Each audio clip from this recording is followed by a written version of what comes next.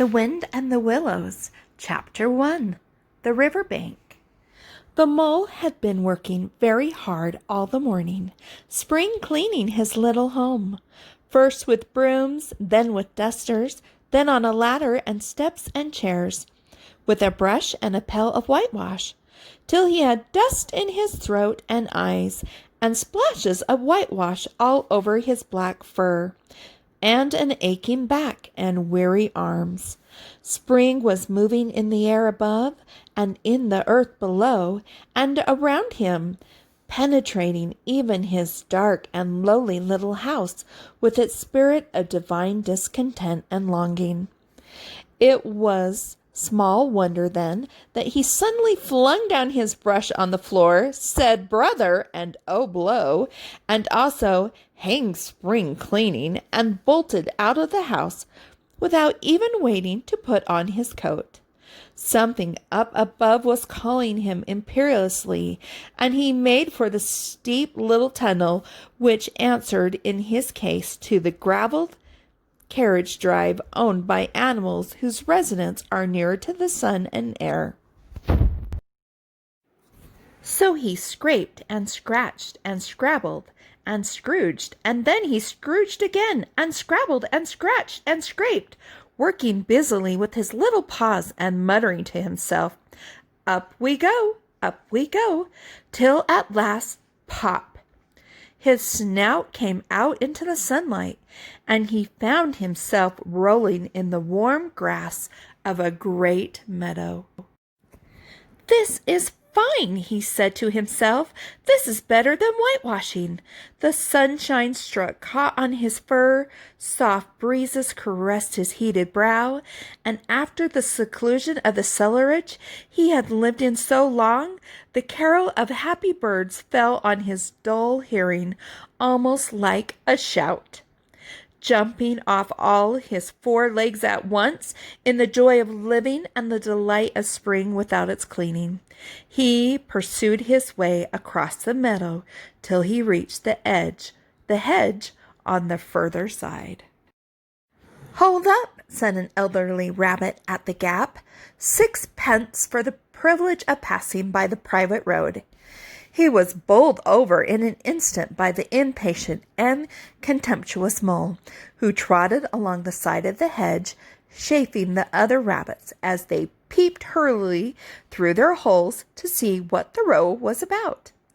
onion sauce," he remarked jeeringly, and was gone before they could think of a thoroughly satisfactory reply. Then they all started grumbling at each other. "How stupid you are! Why didn't you tell him? Well, why don't you say you might have reminded him?" And so on, in the usual way.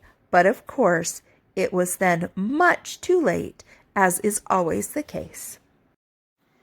It all seemed too good to be true. Hither and thither through the meadows he rambled busily, along the hedgerows, across the copse, finding everywhere birds building, flowers budding, leaves thrusting, everything happy and progressive and occupied. And instead of having an uneasy conscience prickling him and whispering, "Whitewash," he somehow could only feel how jolly it was to be the only idle dog among all those busy citizens.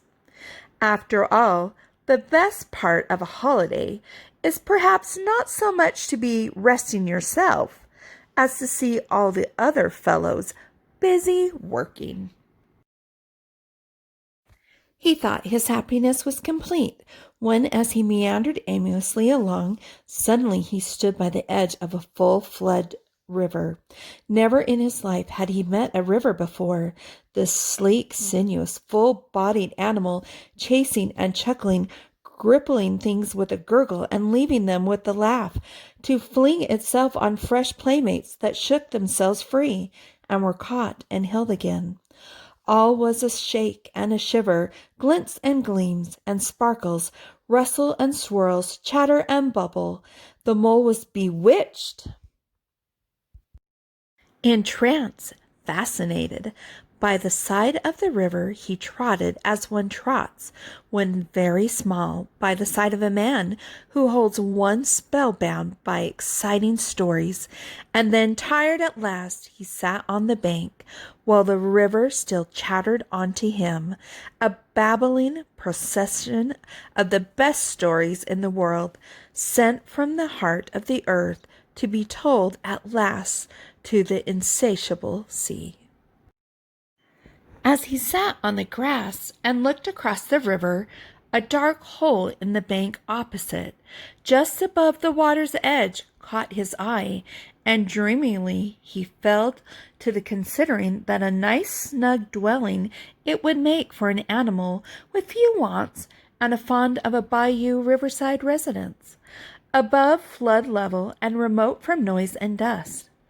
As he gazed, something bright and small seemed to twinkle down in the heart of it, vanish, then twinkle once more like a tiny star. But it could hardly be a star in such an unlikely situation, and it was too glittering and small for a glowworm.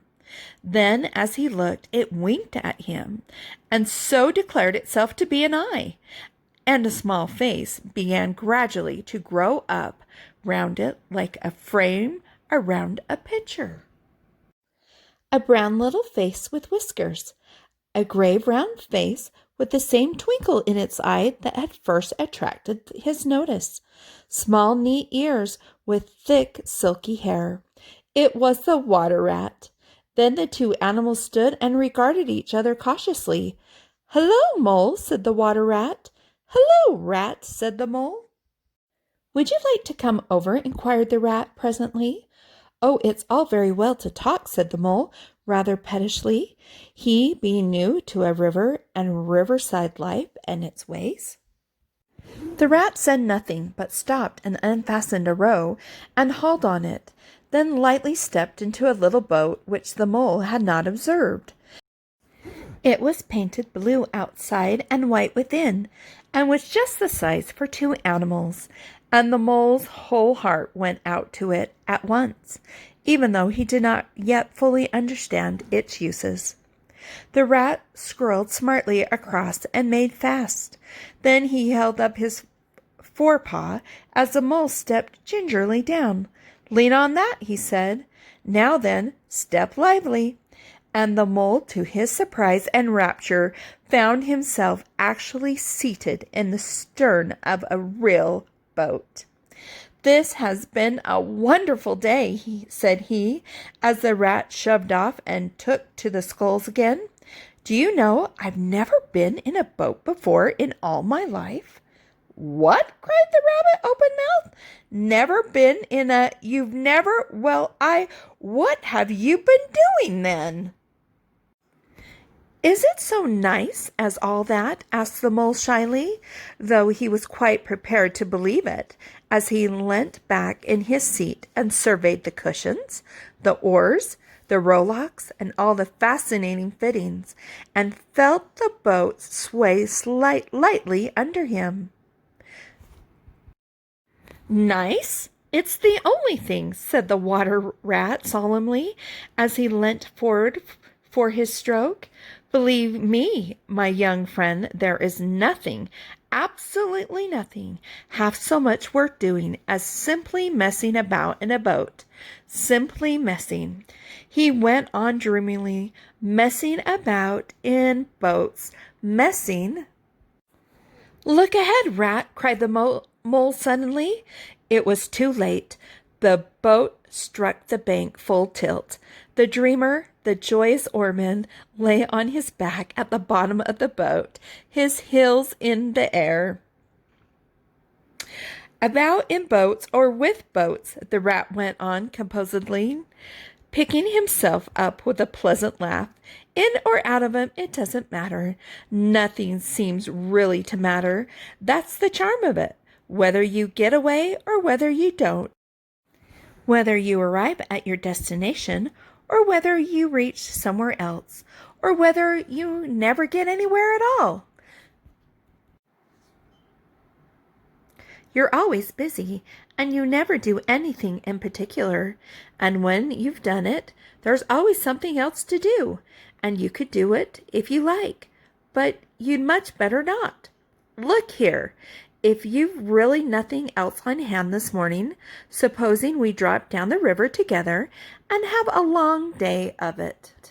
The mole waggled his toes from sheer happiness, spread his chest with a sigh of full contentment, and leaned back blissfully into the soft cushions. "What a day I'm having," he said. "Let us start at once." "Hold hard a minute, then," said the rat. He looped the painter through a ring in his landing stage, climbed up into his hole above, and after a short interval reappeared staggering under a fat wicker luncheon basket.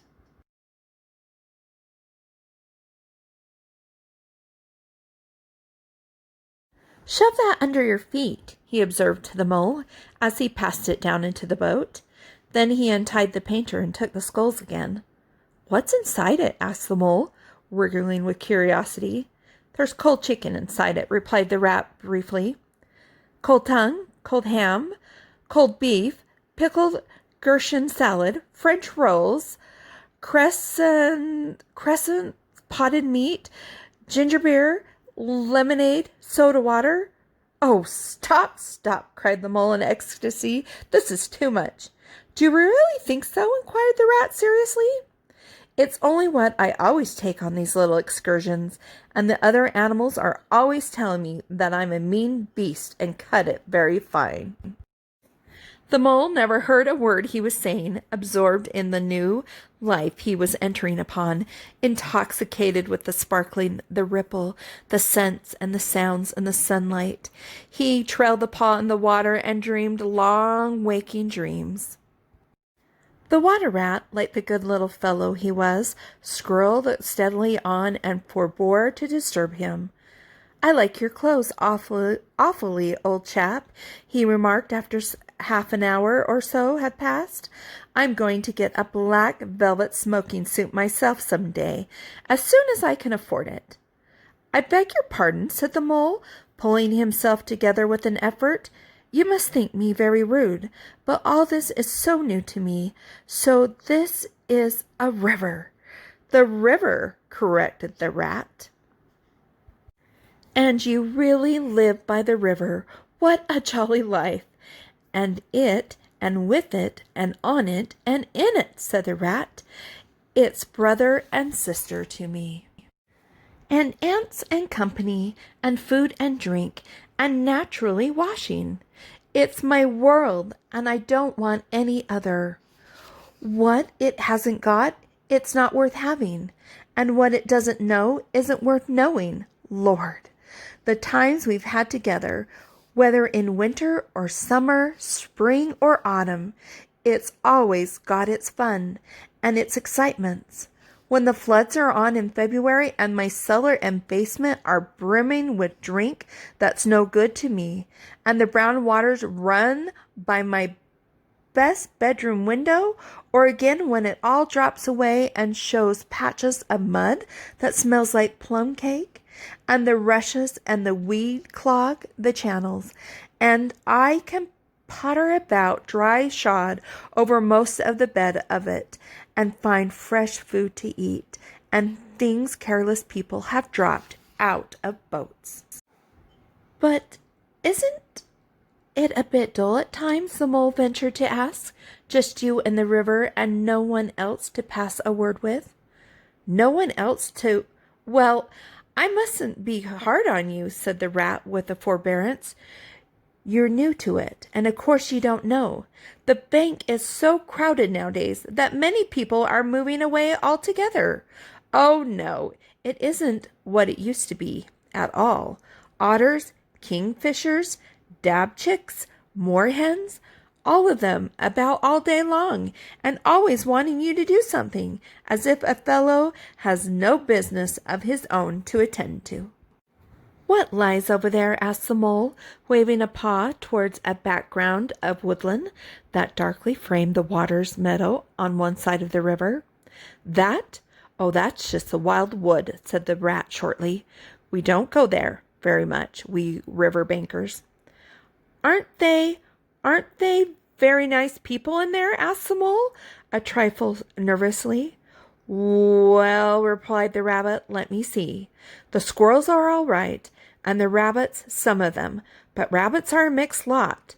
And then there's Badger, of course. He lives right in the heart of it. Wouldn't live anywhere else either, if you paid him to do it. Dear old Badger, nobody interferes with him. They better not," he added significantly. "Why, who should interfere with him?" asked the mole. "Well, of course, there are others," explained the rat in a hesitating sort of way. "Weasels and stoats and foxes and so on. They're all right in a way. I'm very good friends with them. Pass the time of day when we meet and all that. But they break out sometimes, there's no denying it. And then, well, you can't really trust them. And that's the fact." The mole knew well that it was quite against animal etiquette to dwell on possible trouble ahead, or even to allude to it, so he dropped the subject. "And beyond the wild wood again?" he asked, "where it's all blue and dim and one sees what may be hills, or perhaps they mayn't, and something like the smoke of towns, or is it only cloud drift?" "Beyond the wild wood comes the wide world," said the rat, "and that's something that doesn't matter either to you or me. I've never been there, and I'm never going, nor you either. If you've got any sense at all, don't ever refer to it again, please. Now then, here's our backwater at last, where we're going to lunch." Leaving the main stream, they now passed into what seemed at first sight like a little land-locked lake. Green turf sloped down to either edge. Brown, snaky tree roots gleamed below the surface of the quiet water, while ahead of them the silvery shoulder and foamy tumble of a weir, arm in arm with a restless dripping mill wheel that held up its turn, a gray gabled mill house, filled the air with a soothing murmur of sound, dull and smoothery, yet the little clear voices speaking up cheerfully out of it at intervals. It was so very beautiful that the mole could only hold up both forepaws and gasp, "Oh my! Oh my! Oh my!" The rat brought the boat alongside the bank, made her fast, helped with the still awkward mole safely ashore, and swung out the luncheon basket. The mole begged as a favor to be allowed to unpack it all by himself, and the rat was very pleased to indulge him, and to sprawl at full length on the grass and rest, while his excited friend shook out the tablecloth and spread it, took out all the mystery packets one by one, and arranged their content in due order, still gasping, "Oh my! Oh my!" at each fresh revelation. When all was ready, the rat said, "Now pitch in, old fellow," and the mole was indeed very glad to obey, for he had started his spring cleaning at a very early hour that morning, as people will do, and had not paused for a bite or sup, and he had been through a very great deal since that distant time, which now seemed so many days ago. "What are you looking at?" said the rat presently, when the edge of their hunger was somewhat dulled, and the mole's eyes were unable to wander off the tablecloth a little. "I am looking," said the mole, "at a streak of bubbles that I see traveling along the surface of the water. That is the thing that strikes me as funny." "Bubbles? Oh no," said the rat, and chirped cheerfully in an inviting sort of way. A broad glistening muzzle showed itself over the edge of the bank, and the otter hauled himself out and shook the water from his coat. "Greedy beggars," he observed, making for the provender. "Why didn't you invite me, Ratty?" "This was an impromptu affair," explained the rat. "By the way, my friend, Mr. Mole." "Proud, I'm sure," said the otter, and the two animals were friends forthwith. Such a rumpus everywhere, continued the Otter. All the world seems out on the river today. I came up to this backwater to try and get a moment's peace, and then stumble upon you fellows. At last, I beg pardon, I don't exactly mean that, you know. There was a rustle behind them, proceeding from a hedge within last year's leaves still clung thick, and a stripy head with high shoulders behind it peered forth on them. "Come on, old Badger," shouted the Rat. The Badger trotted forward a pace or two and then grunted, company, and turned his back and disappeared from view. "That's just the sort of fellow he is," observed the disappointed Rat. "Simply hates society. Now we shan't see any more of him today. Well, tell us, who's out on the river?" "Toad's out for one," replied the Otter, "in his brand new wager boat. New togs, new everything." The two animals looked at each other and laughed. "Once it was nothing but sailing," said the Rat. "Then he tired of that and took to punting. Nothing would please him but to punt all day and every day, and a nice mess he made of it. Last year it was houseboating, and we all had to go and stay with him in his houseboat and pretend like we liked it. He was going to spend the rest of his life in a houseboat. It's all the same. Whatever he takes up, he gets tired of and starts on something fresh." "Such a good fellow, too," remarked the Otter reflectively, "but no sustainability, especially in a boat." From where they sat, they could get a glimpse of the main stream across the island that separated them, and just when a wager boat flashed into view, the rower, a short, stout figure, splashing badly and rolling a good deal, but working his hardest. The Rat stood up and hailed him, but Toad, for it was he, shook his head and settled sternly to his work. "He'll be out of the boat in a minute if he rows like that," said the Rat, sitting down again. "Of course he will," chuckled the Otter. "Did I ever tell you the good story about Toad and the lock keeper? It happened this way. Toad?" An errant mayfly swerved unsteadily athwart the current in the intoxicating fashion affected by young blood of mayflies seeing life. A swirl of water and a cloop, and the Mayflower was visible no more. Neither was the Otter. The Mole looked down. The voice was still in his ears, but the turf whereon he had sprawled was clearly vacant. Not an otter to be seen, as far as the distant horizon, but again there was a streak of bubbles on the surface of the river. The Rat hummed a tune, and the Mole recollected that animal etiquette forbade any sort of comment on the sudden disappearance of one's friend at any moment, for any reason or no reason whatsoever. "Well, well," said the Rat, "I suppose we ought to be moving. I wonder which of us had better pack the luncheon basket." He did not speak as if he was frightfully eager for the treat.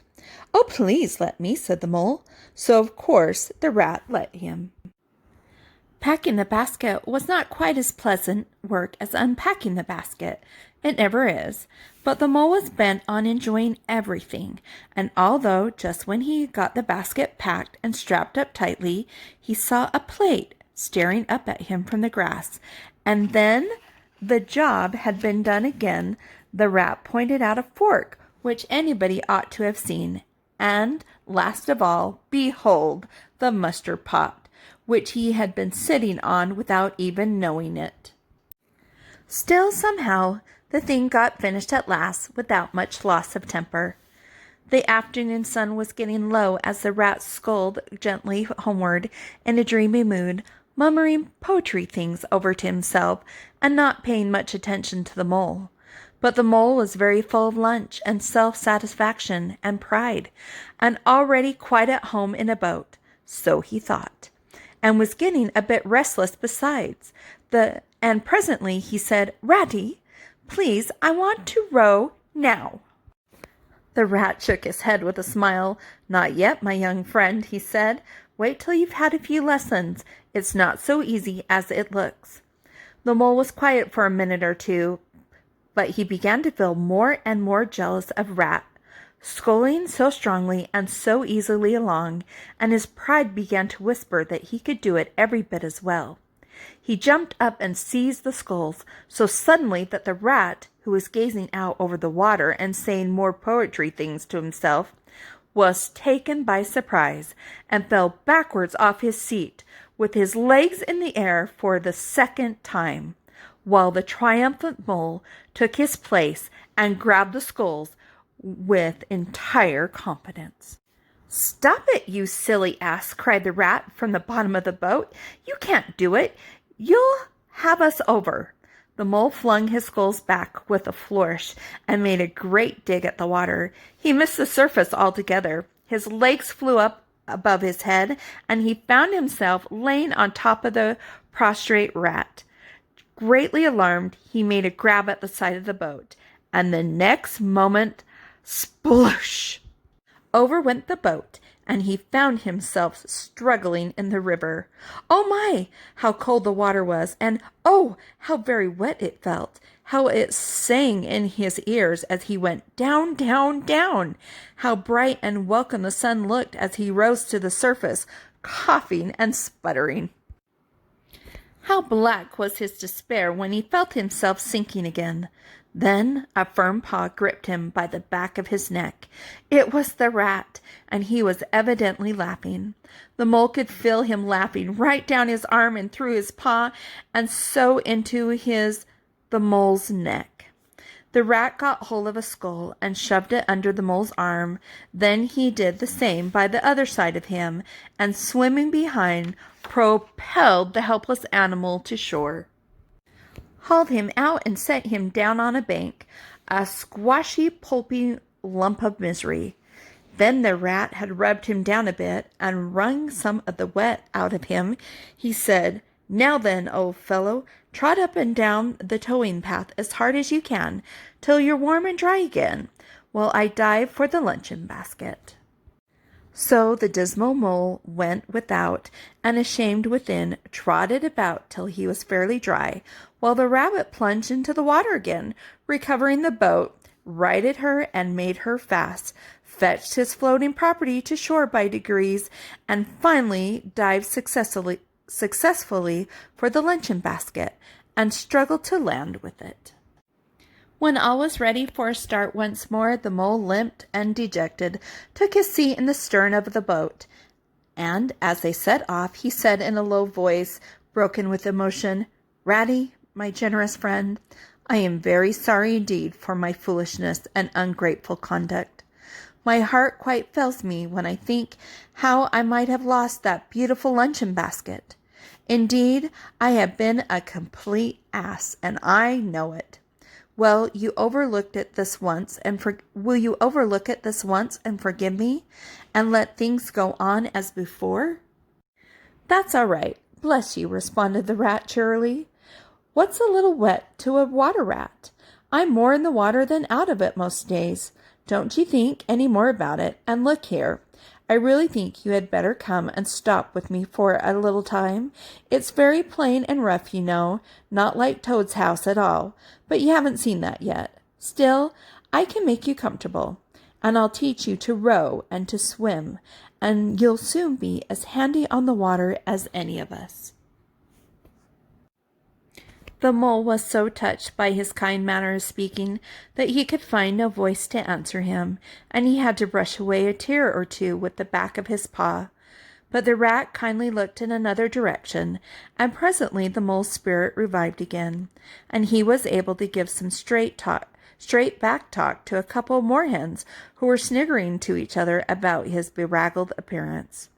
When they got home, the Rat made a bright fire in the parlor and planted the mole in an armchair in front of it, having fetched down a dressing gown and slippers for him, and told him river stories till supper time.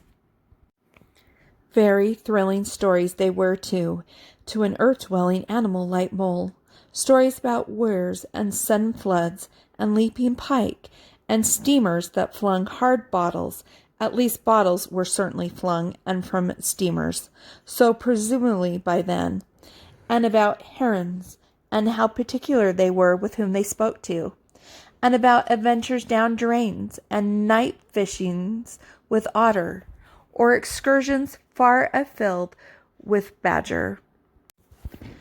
Supper was a most cheerful meal, but very shortly afterwards a terribly sleepy mole had to be escorted upstairs by his considerate host to the best bedroom, where he soon laid his head on his pillow in great peace and contentment, knowing that his new-found friend, the river, was lapping the sills of his window. This day was only the first of many similar ones for the emancipated mole, each of them longer and full of interest as the ripening summer moved onward. He learnt to swim and to row, and entered into the joy of running water, and with his ear to the reed stem he caught at intervals something of what the wind went whispering so constantly among them. This is the end of Chapter 1. Stay tuned for Chapter 2.